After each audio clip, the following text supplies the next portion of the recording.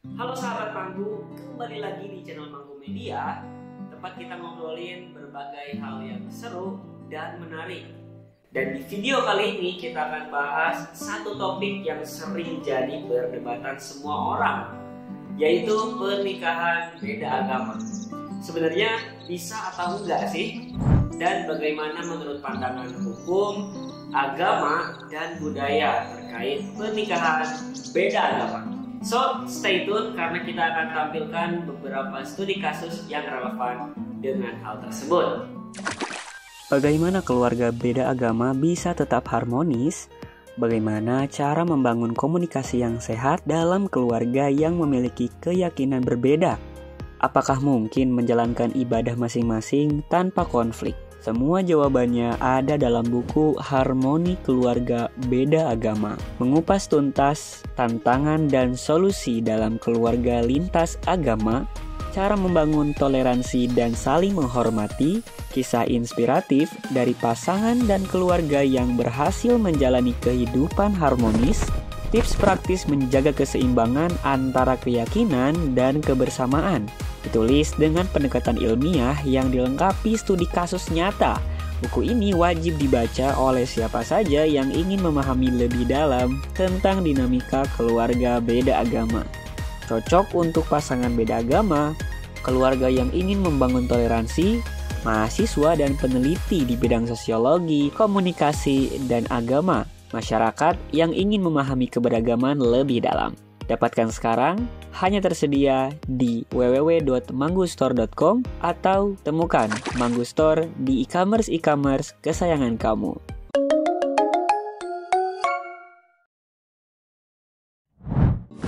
Pernikahan beda agama itu maksudnya pernikahan antara pasangan yang memiliki perbedaan keyakinan. Nah, ini sering jadi perdebatan karena melibatkan aspek hukum, agama, dan budaya. Tapi sebelum kita bahas lebih dalam, coba dijawab nanti di kolom komentar. Menurut kalian, cinta itu harus satu keyakinan atau boleh lintas keyakinan? Berdasarkan Undang-Undang Perkawinan Nomor 1 Tahun 1974 Pasal 2, perkawinan adalah sah apabila dilakukan menurut hukum masing-masing agama dan kepercayaannya itu. Kemudian putusan Mahkamah Konstitusi Nomor 68 garis miring PUU Strip Romawi 12 garis miring 2014 menolak permohonan uji materi Undang-Undang Perkawinan terkait pernikahan beda agama.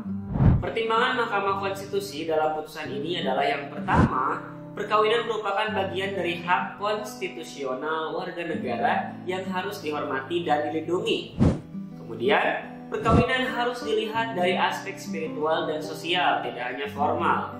Perkawinan yang sah adalah yang dilakukan menurut hukum masing-masing agama. Perkawinan beda agama dapat menimbulkan berbagai permasalahan dalam hubungan suami istri dan orang tua anak. Perkawinan beda agama menyebabkan ketidakpastian hukum bagi orang-orang yang hendak melangsungkan perkawinan di Indonesia. Putusan ini sesuai dengan hukum progresif yang menyatakan bahwa hukum itu untuk manusia. Putusan ini juga sesuai dengan konsep maqasid syariah, yaitu hifdzul din, hifdzul nafs, hifdzul nasl, hifdzul mal, dan hifdzul aql. Kemudian bagaimana menurut perspektif hukum di Indonesia? Secara hukum di Indonesia, pernikahan beda agama itu agak tricky ya. Pasal 2 Undang-Undang Perkawinan mengharuskan pernikahan itu sah menurut agamanya.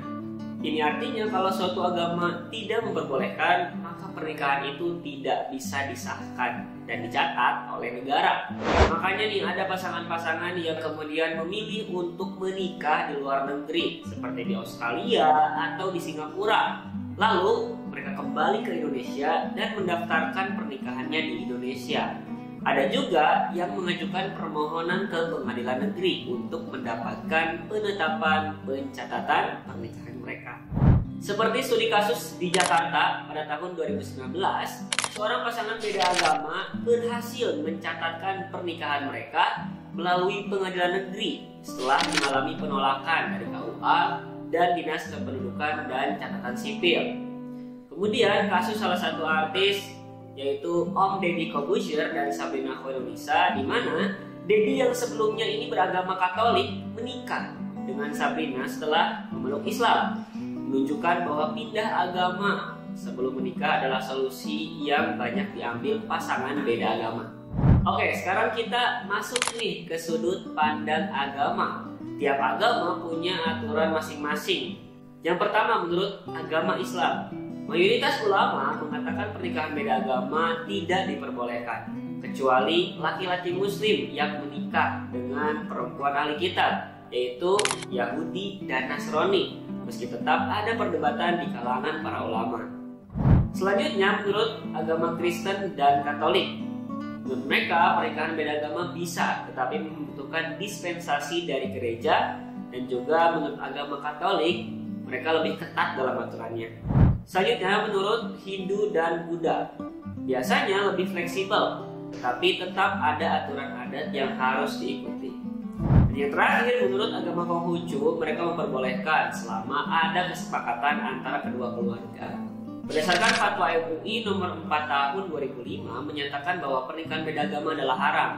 Dan Kitab Hukum Kanonik Katolik pasal 1086 mengatur pernikahan beda agama dalam gereja Katolik.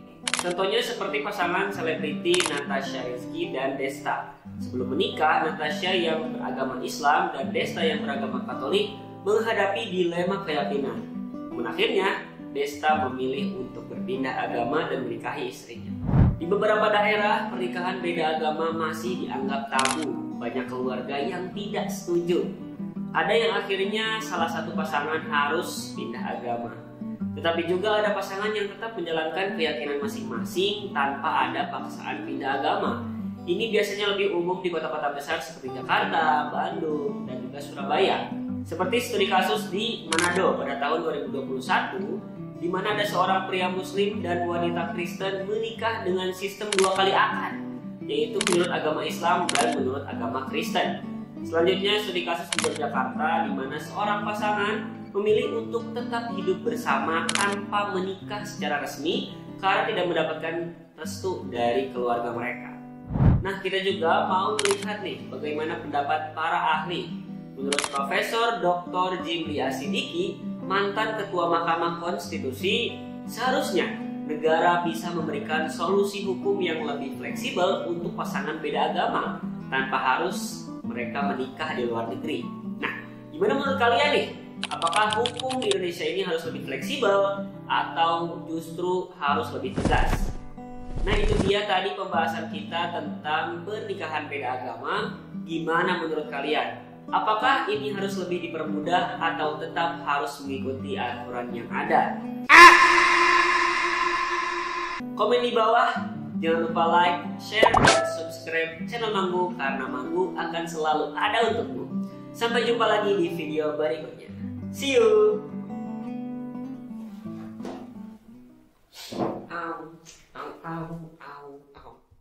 Kalau ada pembahasan Manggu yang keliru, jangan lupa untuk kasih koreksi, kritik, dan saran di kolom komentar ya. Dan sampai jumpa lagi di video selanjutnya.